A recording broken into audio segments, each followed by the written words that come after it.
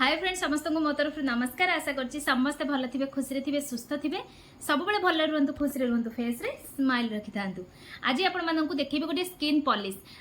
Polish remedies जोटा कि घरे ही आपण माने करिवे वीकली गोटे थर माने सप्ताह सारा जहाँ भी आपण माने रेमेडीज करूछंती फेस रे करबा जरूरी करंतु किंतु वीकली गोटे दिन आपण निजे ही चूज करनियंतु आपन को कौ दिनटा सुइटेबल रहउची से दिन जो दिन कि आपण माने निज फेस को निज को टिके रेस्ट दे परथबे बेसी खरा को जीवा को पड़ु नथबो किचन रे बेसी टाइम दवा को पड़ुथबो से दिन को ही चूज करिवे। ठीक अछि तो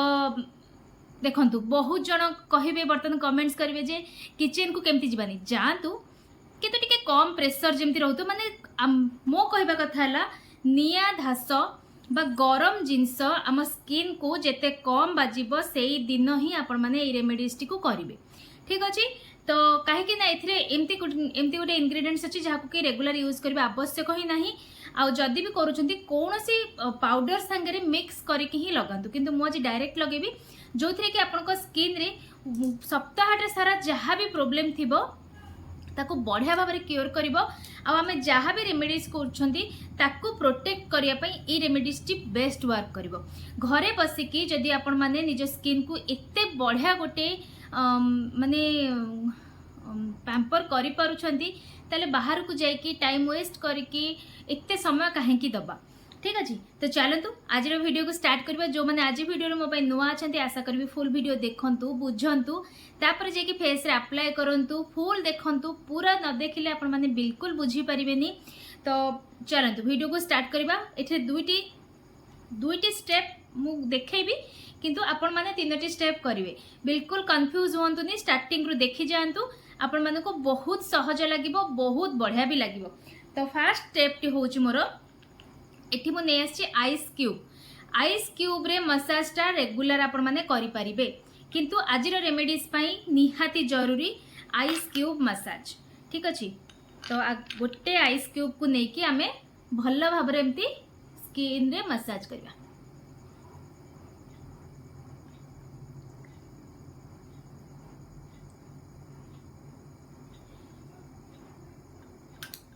या द्वारा आपण को स्किन टाइट हबो। खरा दिन रे जो पिंपल बाहरुची आपण को फेस रे जदी माने घिमिरी टाइप रो बाहरुची ना आपण जदी आइस क्यूब रे एम्ति फेस माने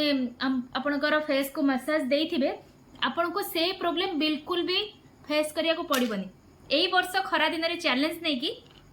जो मानकर बहुत अधिका घिमिरी समस्या रहूची बा फेस रे दाना दाना टाइप रो उठुची ए चैलेंज टा आपण माने नियंतु।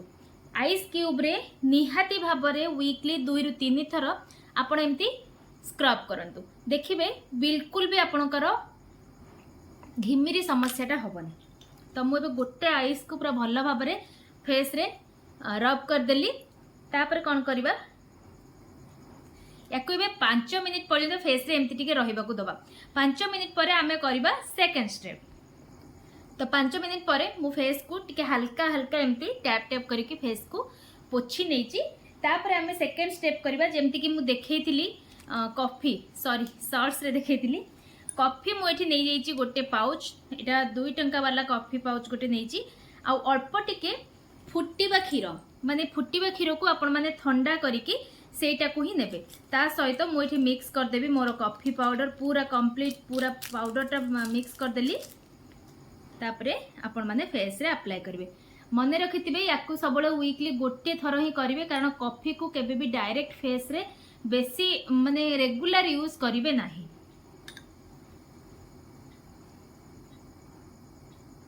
तो भल्ल भाव रे हमें फेस रे एम्ति सर्कुलर मोशन करिके ही फेस रे अप्लाई करिवे।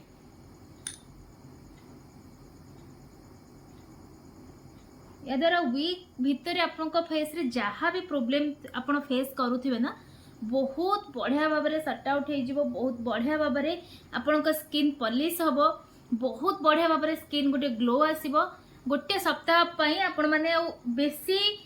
हेवी रेमेडीज माने यूज करबा आवश्यक ही पड़िबनी। जहाँ रेगुलर आम यूज करूचे ताकू ही आपण माने लगेई परिबे। मने रखिथिबे सप्ताह को गोटे थर जो मानकर सेंसिटिव स्किन से माने पैच टेस्ट करिवे कहीं कॉफी समस्त फेस रे सूट करे नाही। तेणुक समस्ते लगेबेनि फेस रे रैशेस कि किछि भी हेई पारे तेणुक एमती देखंतु लेयर करी आपण माने गोटे मोटा लेयर फेस रे अप्लाई करेंगे नुहे जे गोटे थर लगे छाड़ी देबे आपण निजे देखि परथिबे मु गोटे पैकेट पूरा पाउच माने कॉफी नहीं आ ताकू देखंतु पूरा कंप्लीट सारी देलिनी तो एमती करिके आपण माने याकू गोटे मोटा लेयर आपण को फेस रे लगे देबे देखंतु मु पूरा फेस रे अप्लाई कर देली तापर आमे को 5 मिनिट बेसी रखिबानी 5 मिनिट पर्यंत फेस रे रखिबे तापरे नॉर्मल पानी हो बा ठंडा पानी हो सेटा आपन को ऊपर डिपेंड करे आपन केते बेले लगाउछंती जो थरे भी हो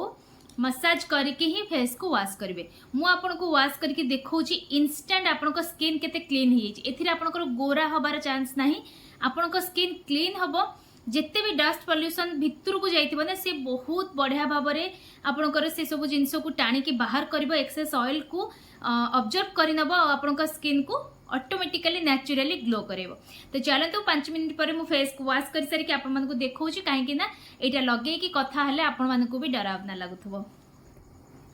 देखो मुझे फेस को धोईकी पड़े आसी तापर एमती टैप टैप करके फेस को भल भाव में ड्राई करदे आपण माने निजे देखि परथबे फेस केते क्लीन देखा जाउची देखंतु तो भल भाव फेस को फास्ट पोछि नेबे पूरा ड्राई कर देबे बिल्कुल भी पानी रखिबेनी तापर आमे अप्लाई करबा हमर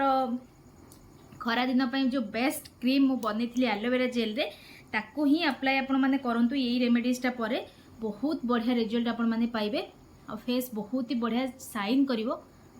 आपण ये क्रीमटा को दिन को 2 ରୁ 3 थर मध्य अप्लाई करि परबे कोनो से असुविधा नै सेठी पई तो सब बेले कोहे घरोई जिंस सब बेले बेस्ट काई ना इथरे केमिकल फ्री पूरा थाए आ स्किन रे किछि प्रॉब्लम हबा को ही दिएनी खाली एतिकी होची आपण को कष्ट करिया को पड़े आपण को बनेया को पड़े मार्केट वाला आनले बस पैसा देके आपण माने नै आसंती तो भल भाव में फेस रे भल से मिक्स कर देबे तो घरे बसिकी स्किन पॉलिश करंतु एमती स्किन रो केयर नियंतु जो माने घरोई जिनस को भल पाउछंती से माने घरोई रेमेडीज देखिया पे पसंद करछंती मो संगे शेयर करंतु आपण मानकर प्रॉब्लम मु ट्राई करबी ताकू केमती आमे कोन बने की ताकू क्योर करि परिबा काहे कि ना मु भी कोनोसी प्रोफेशनल नुहे मु भी बहुत जिनस देखि कि यूट्यूब रु हो बा गूगल रे सर्च करके हो कोटा मो स्किन पे बेटर सेही अनुसार मु आपण मानक संगे शेयर करे सब जिनस को आज पर्यंत कोनोसी रेमेडीज मोर केबे भी प्रॉब्लम रे आसीनी तथापि ट्राई करी आपण मानक प्रॉब्लम को सॉल्व करबा पई तो फेस रे देखंतु टिके हल्का 2 सेकंड जदि मसाज दे माने मिक्स कर देबे से पूरा फेस रे मिसी जिवो बिल्कुल भी चिपचिपा लागिबो नाही जो माने ए वीडियोटी देखि नांती निहाती भाबरे देखंतु आउ एटा को बने की रखंतु तो आशा करछु वीडियो भल लागिथिबो लाइक शेयर कमेंट भूलिबेनी करबा पई जो माने नुआ अछथि चैनल को सब्सक्राइब करि नियंतु।